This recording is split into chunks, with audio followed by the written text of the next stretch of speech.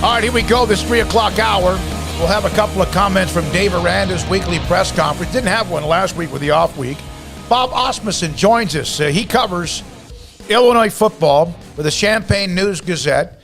And I was going to get into the 9 overtimes, but I just saw a note, Bob, about the quarterback. Break his arm? Is he out for the year? What's going on with that? Yes, he's out for the year, and he's got a shoulder that needs to be repaired too. So he's going to have an arm surgery Wednesday and shoulder surgery maybe a month down the road. So he's out for probably till next fall. All right, Bob, 9 overtimes, and it was not it's the first time we've really gotten to see this 2-point conversion duel go down. What was that like to witness? And do you like the new overtime format as someone who had to sit through it live?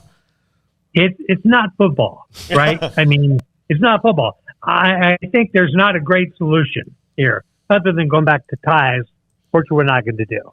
So I understand making sure that players are safe. Of course, Illinois got a guy who broke his arm during the overtime, so that didn't work out very well. But I think for Illinois, it worked out great. Brett Bielema said he's been in 3 of the 6 longest games ever, and he won all 3. So he likes it, and it worked out well for Illinois. Not so well for Penn State, but I don't like the rule, but I'm not sure there's a positive alternative that would work. Bob, did you have a feeling going in that this could be the outcome, that the result? Were you expecting a close game, if not an Illinois win? I mean, it seems unlikely, I know, but was there something about this team that at least gave you, hope that they would play well? No, not at all. No, I thought they'd get killed. I really did. And you looked at Penn State coming off in an open week. They had all the time to prepare. Their quarterback was back. But Illinois, from early on in the game, showed some resolve. And they looked, defensively especially, they looked pretty good. And then they just they were able to run against Penn State, which not everybody's been able to do. So I think as the game went on, you started to think, hey, I've seen this before. But no, nobody here. If you asked everybody in Champaign-Urbana, is Illinois going to win, other than the building where they play, nobody would have said yes. They thought they were going to lose in a bad way, and they didn't. Bob, how much of this was maybe a response to there being maybe just a little bit of pride on the line after their coach said he didn't really like his roster the week before? Well, that's kind of been blown out of proportion. I agree with him on that. He was not being too critical. He was basically saying, I wasn't left with a lot, which he really wasn't. I mean, anybody around there would tell that. But I think the guys stood up. I definitely think whatever he did that, he got his guys' attention. So they came out and they said, you don't think we can play? I'll show you. That's, as a coach, that good on him for doing that. So I think there's a pride question there, but they just played well. And I think there's been moments this year, Illinois could have beaten a couple other teams this year. They could easily be 5-3. So I think there's been points where they got close to this, but certainly not against a team as good as people thought Penn State was. All right, they are 3-5.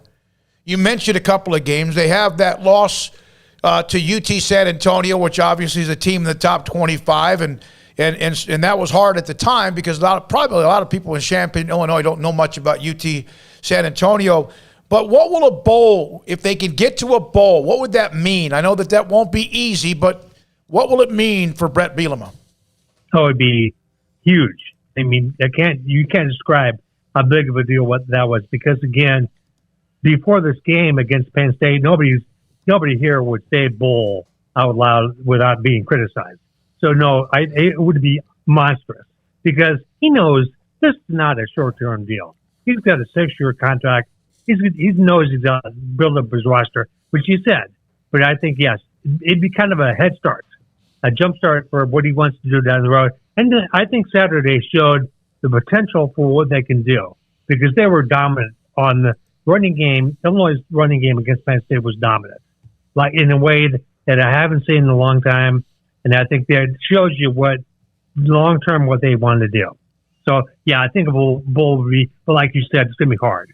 And they got Iowa, they got Northwestern, they got Minnesota, and obviously Rutgers. So getting 3 out of 4 from there, it's not easy.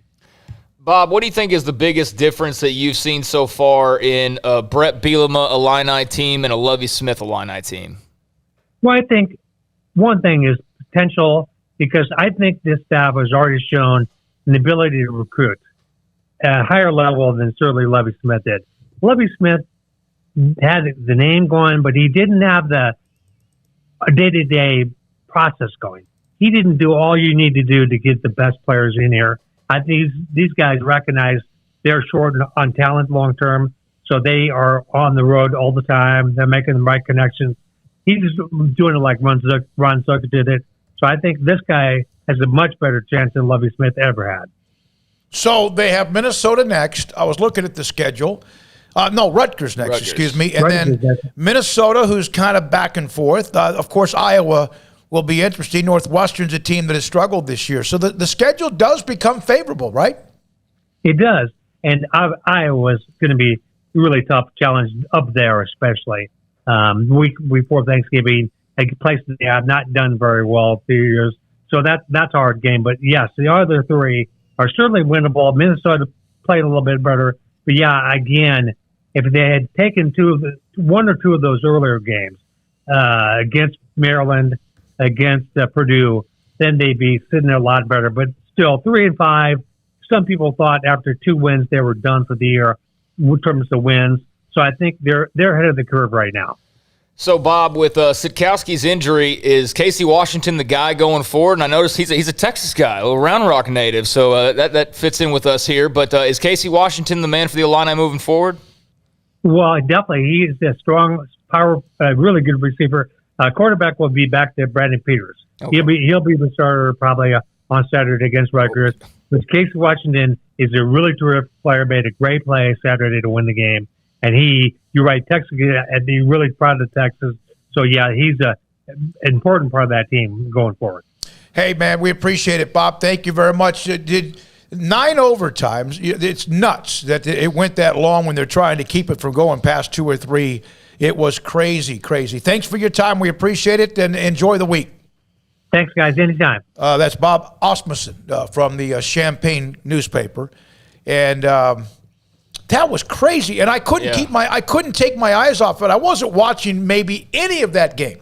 I know it was close. I knew it was close, but it was like, and there weren't a lot of great games Saturday. But I couldn't. Once it went in second, I think I picked it up in the second overtime. I was like, oh, this will be over.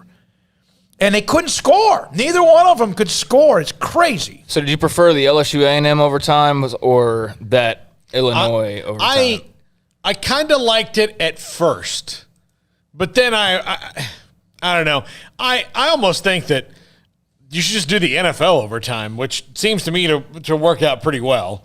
You know, everybody gets a possession. It's 10 minutes. You know, it's guaranteed to be shorter if it's 10 minutes of real time. You know, it's almost like tie is a 4-letter word. Yeah.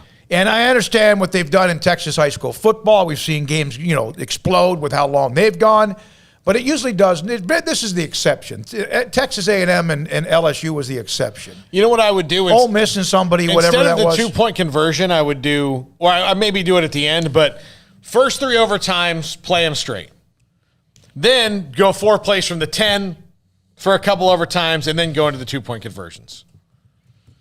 Because the one play to win the game and just go back and forth. It's 3 yards, right? Yeah. It's 3 yards. But it's really... I think once the first round ended with the 3 yards and neither one of them scored, it was kind of like nobody could get a hit. It's like everyone, it just happened.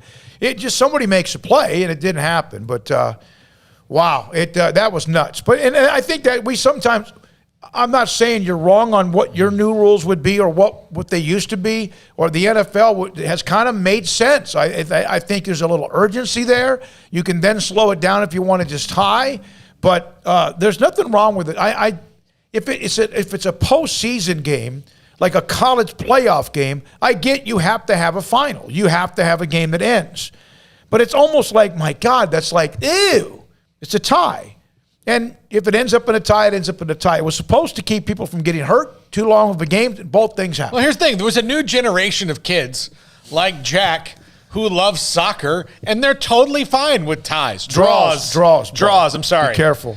You're going to get crucified from the soccer aficionados. So, I thought that was fun, though. It's a great win for Illinois. They needed that. Now they have a chance to get to a bowl game. They're 3-5. Iowa's still on the schedule. The other games are somewhat in Minnesota with your favorite coach, row the boat. Who knows what they might do gently down the stream. Now, and there was an argument on the chat room, not argument, but like Bielema was really good at Wisconsin. He was not good at Arkansas. And who knows what he's going to do at Illinois. But that's a Big Ten type mentality that might eventually work in a division that's very weak other than Iowa right now. Yeah, I mean, it was a good win for Bielema. I mean, it seems like they needed that one, and they've got a little bit of excitement going. You know, it's going to be tough to get to a bowl game. They have to go 3-1. They have no other choice than that. And certainly there's one game with Iowa where you don't feel great about their chances. But, I mean, historic, that's for sure. It's a win that I wonder if they had that already playing in the elevator 24/7 like A&M did 2 days after their win over LSU, because that was legitimate. Like a week later, we were at a midway game. They're playing at College Station, and A&M had that game replaying in their elevator TV. So I don't know if Illinois is celebrating it that much, but that was a really nice win for them. It really was. So kudos to Bielema and company, and Casey Washington, a Texas native, catching the game winner. Good for him. And it was kind of interesting to see Illinois and Penn State, two teams who don't have Texas guys in their roster typically, and both of them had receivers in that game that were a part of that one. Anyways, good win, and we'll see what happens with the rest of the way for them. All right, so that's that. Now, earlier today in the chat room, I haven't read a lot of them. One is that Paul did not upgrade my computer. My laptop wasn't ready for the start of the show. But Damon put something up about last year's rule was the best overtime rule. What was it last year? I mean, was it the same before this one? It was like I don't know. You had to go for two eventually. You couldn't just keep on kicking extra you had to go points. for two after, 3 overtimes or whatever. Okay. But, I mean, you had to go for two after you scored a touchdown. Yeah, okay. So that's why, like, I kind of enjoyed it, but again, it was just so weird to be like, okay, you've got one shot at this. The other thing was, and I think I texted this to you, for the first 3 or 4 times they did that, neither of them ran an RPO. No. They just, which there wasn't is the a lot. play you normally run when you're trying to get a 2-point conversion. Yeah, here's from Chris. Imagine sitting through 8+ overtimes if it is freezing outside. That would suck. The one thing about it didn't take very long. I mean, that's the one good thing about they went 9 overtimes, and I'm sure there was minutes that kept ticking, sure. But it didn't seem like, it was not like, oh my God, because they play you run 2 plays in overtime. That's And then it. you go all the way down to the other side of the field and all the way back. Maybe they need to stop that. I don't know. Last year was you didn't have to go for 2 until the third one. Whereas overtime. you kind of they've shook that up a little bit, where now you're going after the touchdown in the first overtime period.